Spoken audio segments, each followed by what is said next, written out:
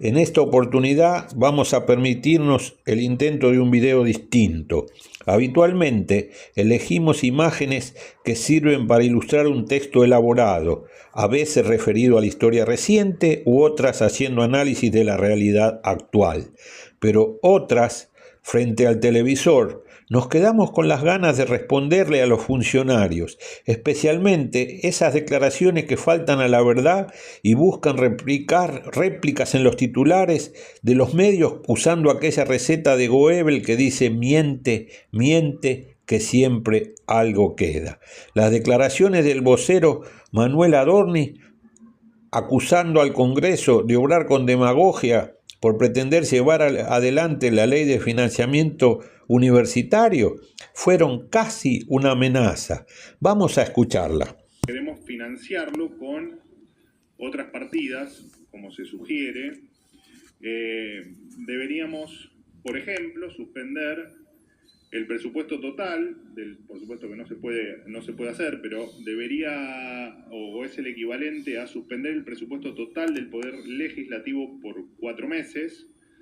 Hay que ver si los diputados y senadores están dispuestos a renunciar a su sueldo durante este tiempo, durante 4 meses, para financiar esta ley que propusieron rechazando el veto el día de ayer una de las cámaras.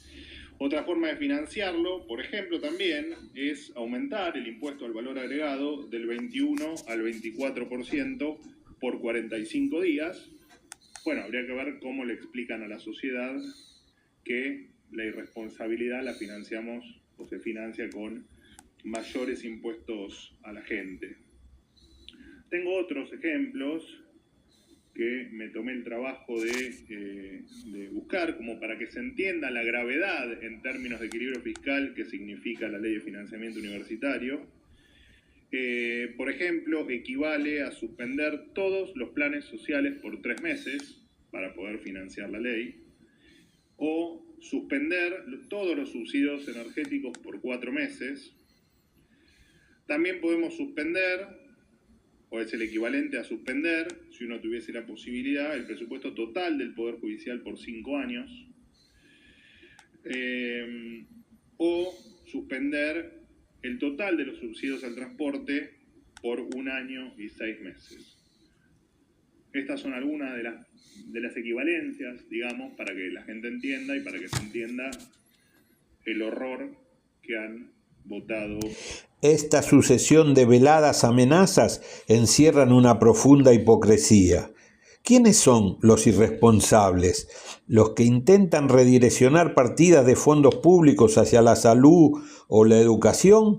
¿O aquellos que gobiernan sin presupuesto para disponer las partidas a su antojo, alimentando intereses exorbitantes en bonos impagables de la deuda pública? El presupuesto que presentaron para el año 2026 solo pretende su rechazo, previendo un dólar a 1.400 pesos para fines del año próximo. Con el permiso para usar la frase de Roberto Navarro, nos están tomando por boludos. Pero quédate, que hay más amenazas. De lo que significa esto en términos de sacrificio fiscal o de equilibrio fiscal. Esto es el equivalente a suspender las jubilaciones de privilegio por 3 meses. La pregunta acá es si efectivamente la casta política está dispuesta a votar este tipo de cuestiones, ¿no? El eliminarse las jubilaciones de privilegio para poder financiar la ley por la cual rechazan el veto. Por supuesto que también hay otras equivalencias y repito, todo es en pos de que se entienda la magnitud, pero habría que despedir 66.550 empleados públicos, o habría que suspender el total del subsidio del transporte por 1 mes, o bueno, como ya dijimos, que los propios senadores y diputados puedan votar una ley que elimine las jubilaciones de privilegio. ¿Dicho? Jugar con el despido de empleados le da un placer malsano. Vamos al último párrafo, en el que los periodistas que verduguea cada día no pudieron darse el gusto de responderle lo que vamos a ver aquí. Escúchalo. Va a profundizar el abastecimiento de gas a la provincia de Buenos Aires y región centro.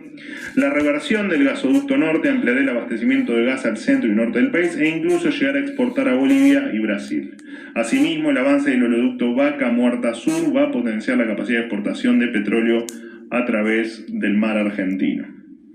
A modo recordatorio, mientras la balanza comercial energética fue negativa en su primer semestre, desde 2011 a 2023, tocando su pico en 2014 con 3.765 millones de dólares de déficit, hoy es superavitaria por 3.761 millones de dólares, la más alta del siglo y la mayor de los últimos 35 años.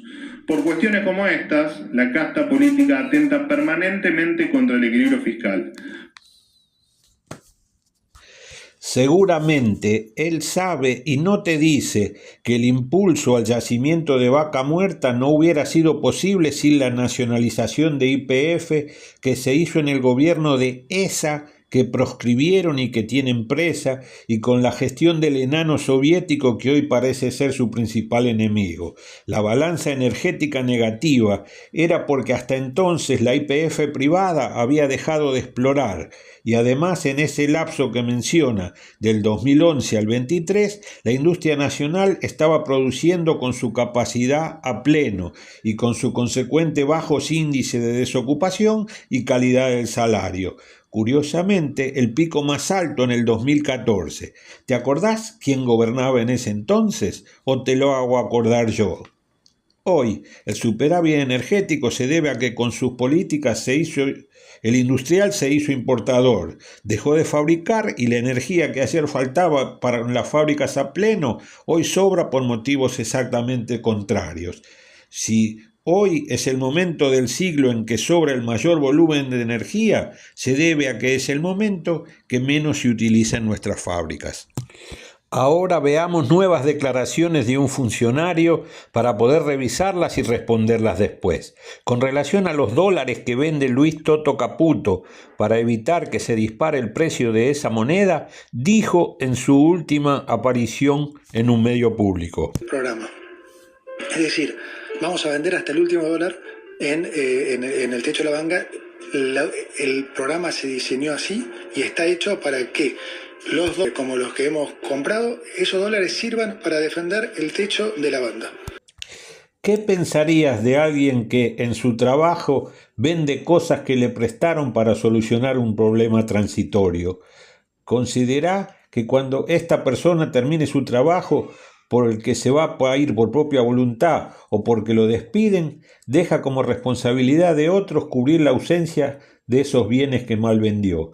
Eso es lo que el ministro de Economía está haciendo con los dólares que nos prestó el Fondo Monetario Internacional. A corto o mediano plazo, él volverá a disfrutar del sol de Miami y la fortuna de sus bienes no declarados que guarda en los paraísos fiscales. Vos, yo, tus hijos y tus nietos tendremos que apretar los dientes y el cinturón aceptando los ajustes que nos imponga ese fondo monetario que prestó los dólares que él malvende. Caputo se lo está haciendo a precios oficiales a sus amigos que encontraron una nueva beta para bicicletas cruzando la calle y vendiendo a precios de dólar paralelo lo que compraron a la vuelta a precios oficiales. Los que le niegan subsidio a los discapacitados o aumentos miserables a los que ellos llaman viejos meados, están subsidiando la nueva timba para la que sí hay plata. Y en octubre, ganen o pierdan, esto habrá explotado, pero alguien ya habrá hecho fortunas cuantiosas. Cuando traten de hacerte creer que esto empezó por malos manejos de lo que ellos llaman los cucas y nosotros llamamos peronismo, vamos a escuchar aquellas declaraciones de Nicolás Dujovne en el año 2016. Ministro de Economía de Mauricio Macri, contaba así cómo era el país que recibió después de nuestra década ganada. Entonces, la Argentina hoy tiene niveles de endeudamiento bajísimos, tanto a nivel del gobierno, como a nivel de las empresas, como a nivel de las familias. El gobierno argentino hoy tiene una deuda neta, si le restamos lo que se debe a sí mismo después de que nacionalizó los fondos de pensión, de 20% del PIB. Si le sacamos de eso los organismos internacionales, 16, y de esos 16 puntos, 8 denominados en moneda extranjera. Es una deuda realmente muy baja.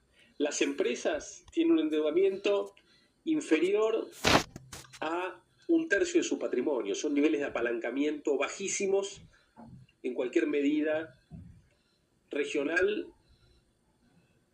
o internacional. Y las familias dedican nada más que 5% de su ingreso disponible al pago de... tienen un nivel de endeudamiento equivalente al 5% de su ingreso anual disponible. Es decir, es un nivel de deuda bajísimo, de los más bajos del mundo. No conozco ningún país que tenga un nivel de deuda más bajo, tal vez. Ese era el país que dejó la yegua. Compará con lo que te cuenta este ministro macrista, no Cuca precisamente. Comparalo con el país que vos y yo vivimos hoy. Un viejo sabio que fue 3 veces presidente de los argentinos decía que la única verdad es la realidad. Si estás de acuerdo con el contenido de este video, ponele me gusta, suscríbete y compartilo para que circule llegando a oídos de quienes lo reciban como un contenido que los ayude a pensar.